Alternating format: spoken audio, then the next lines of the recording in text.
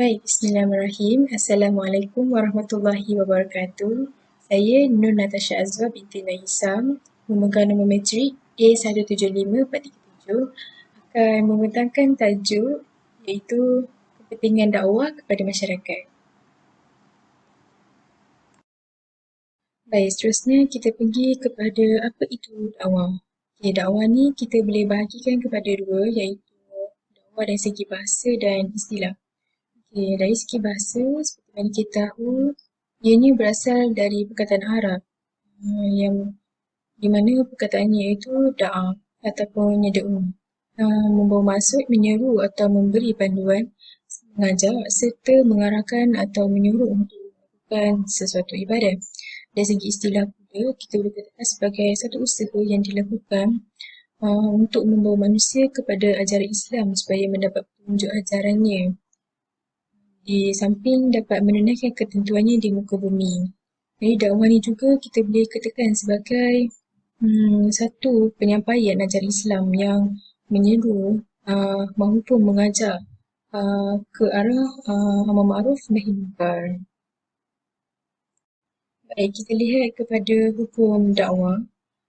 Hukum dakwah ni kita boleh bahagikan kepada dua bahagian, iaitu fardu ain dan fardu kifayah.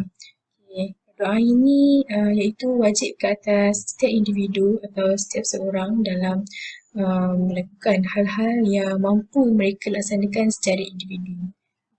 Kat sini sebagai contoh, seorang da'i ataupun pendakwah menyampaikan dakwah kepada golongan tertentu untuk menyeru ataupun mengajak ke arah kebaikan. Seterusnya, fardu kifayah di mana ianya perlu dilakukan dalam satu perkara itu secara berkumpulan. Sebagai contoh, para da'i yang melakukan kerja-kerja dakwah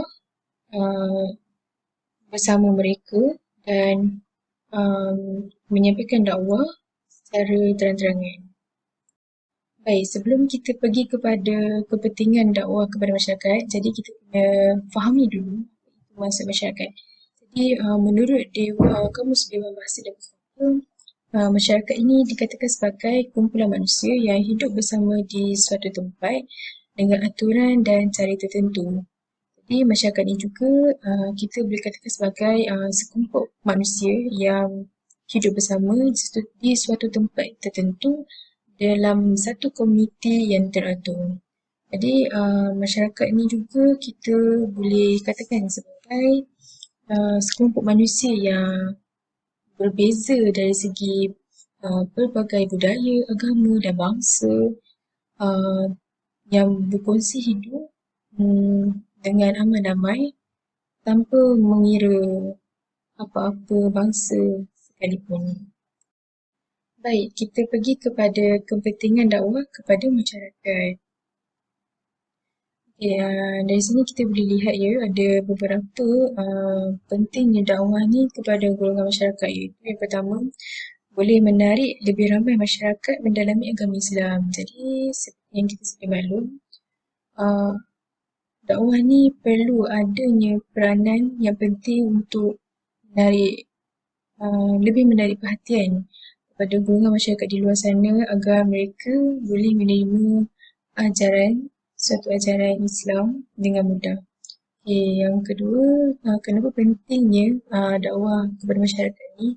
Kerana mengajak manusia melakukan kebaikan dan mencegah daripada melakukan sebarang kemungkaran. Seterusnya, dakwah ni juga penting kepada masyarakat di mana ianya mengajar manusia mengenai ajaran agama Islam yang sebenar. Dan yang terakhir, pentingnya dakwah ini dapat mewujudkan kesejahteraan hidup di dunia dan di akhirat. Baik, seterusnya kita pergi kepada metode dakwah yang digunakan untuk menyampaikan dakwah kepada golongan masyarakat. Jadi di sini ada 3 elemen, iaitu hikmah yang bermaksud hikmah kebijaksanaan. Yang kedua, mau'izah al-hasanah, iaitu nasihat dan pengajaran yang baik. Dan yang ketiga, al-mujadalah, yakni berbahasa dengan baik. Baik, metode dakwah yang digunakan iaitu melalui bil hikmah, di mana para pendakwa atau dai perlulah menggunakan tutur kata yang menarik dan lemah lembut. Dalam arti kata lain, mereka yang menyampaikan dakwah ini perlulah adanya penggunaan kata yang boleh menarik perhatian dan uh, menggunakan gaya bahasa dan intonasi yang lemah lembut. Hal ini kerana secara tidak langsung golongan masyarakat di luar sana akan tertarik dengan cara pendekatan ini.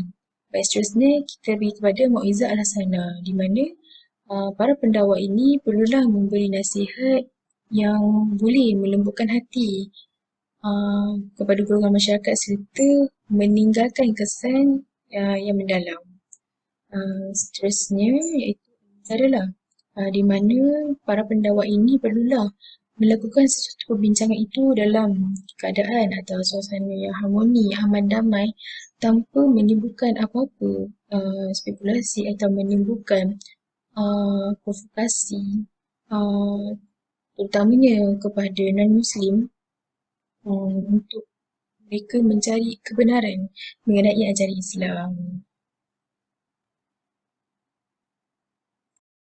Baik, kita pergi kepada cabaran dakwah oleh para dai kepada masyarakat. Okay, kat sini saya ada senaraikan tiga yang mana memberi cabaran kepada para pendakwa dalam menyampaikan dakwah mereka iaitu yang pertama globalisasi. Jadi seperti yang kita sedia maklum, globalisasi ini ialah satu bentuk moden penjajahan yang di mana membawa bersama nilai-nilai dan budaya baru kepada golongan masyarakat. Dalam erti kata lain, globalisasi ini ialah um, satu perkara, sesuatu perkara yang mengubah dari segi budaya, segi nilai murni yang boleh membawa pengaruh besar dan diterapkan kepada masyarakat. Okay, sebagai contoh, budaya baru yang dibawa dari uh, budaya barat dari seperti Eropah atau lain-lain. Jadi bila adanya pengaruh budaya barat ini, maka masyarakat Islam akan mudah terpengaruh dan susah untuk mereka menerima ajaran Islam yang dibawa oleh para pendakwa. Okay, seterusnya kita lihat kepada ajaran sesat. Okay, seperti mana kita tahu ajaran sesat ini ialah satu benda yang boleh membawa penyelewengan akidah seseorang itu. Jadi apabila ajaran sesat ini telah terpengaruh dalam golongan masyarakat, terutamanya masyarakat di Malaysia, uh, jadi agak sukar untuk para pendakwa ini uh, untuk meneruskan atau untuk menyeru golongan masyarakat kembali kepada ajaran yang sebenar. Jadi perkara ini perlulah ditindas dan para pendakwa perlu mainkan peranan penting dalam menyampaikan sesuatu kebenaran dan satu maklumat yang boleh masyarakat uh, dapat mengubah uh, ajaran sesat yang dibawa oleh segelintir masyarakat di luar sana. Yang seterusnya, iaitu yang terakhir, pengaruh media massa. Okey, seperti yang kita lihat sekarang ini, penggunaan media sosial sangat luas di mana ada setengah itu boleh membawa pengaruh negatif. Sebagai contoh, ada satu media sosial ni yang membawa berita negatif mengenai Islam. Jadi apabila perkara ini berlaku, maka secara tidak langsung segelintir masyarakat mempercayai perkara itu sedangkan perkara itu tidak benar. Dan inilah cabaran yang dihadapi oleh para pendakwa kerana um, mereka perlu mainkan peranan penting untuk mengubah mindset segelintir masyarakat yang menerapkan atau yang um, memikirkan perkara sebegitu betul sedangkan perkara itu salah. Jadi dengan adanya cabaran-cabaran ini maka para pendakwa sekarang perlulah mainkan peranan penting untuk mencari dan mengatasi bagaimana perkara ini perlu diselesaikan. Okay. Yang seterusnya kepada pendekatan dakwah. Jadi pendekatan dakwah ini ada beberapa elemen penting yang perlu diterapkan oleh para pendakwah. Yang pertama, dakwah dengan lisan. Okay, seperti mana kita tahu, dakwah dengan lisan ini adalah merupakan ilmu yang paling penting kerana melalui dakwah lisan ini, golongan masyarakat boleh menerima dan mudah untuk mereka mendapat mesej yang disampaikan. Okay, seterusnya dakwah memberi teladan, iaitu kita sebagai orang Islam perlulah menunjukkan tauladan yang baik kepada mereka yang bukan beragama Islam. Secara tidak langsung, perkara ini boleh mengubah mereka untuk mudah menerima ajaran yang benar. Okay, seterusnya dakwah memberi kebajikan. Baik, dakwah memberi kebajikan ni seperti mana yang kita boleh lihat sebagai contoh kerja-kerja dakwah yang dilakukan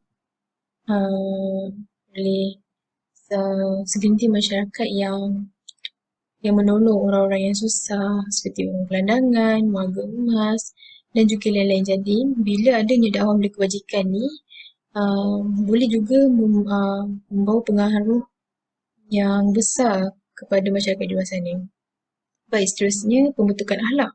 Jadi pembentukan akhlak ni memfokuskan kepada mereka yang beragama Islam, di mana adanya pendekatan ini dapat mengubah sedikit sebanyak kepada mereka dalam mengenal apa itu syariat Islam yang sebenar dan sebagainya.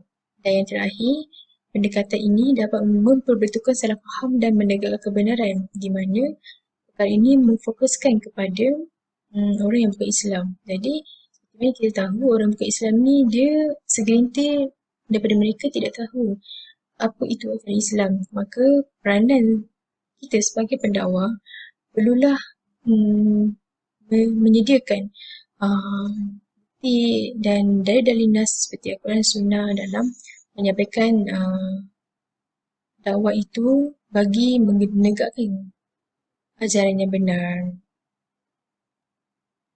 Baik, kesimpulan yang kita boleh dapat dekat sini, dakwah ni merupakan seruan atau ajakan yang boleh mengubah seseorang ke arah yang lebih baik. Jadi dakwah ni saya tidak langsung boleh mengubah seseorang itu menjadi orang yang lebih baik.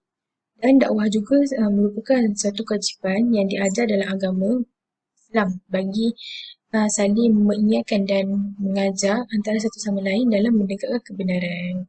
Jadi sekian itu sahaja dari saya. Sekian terima kasih.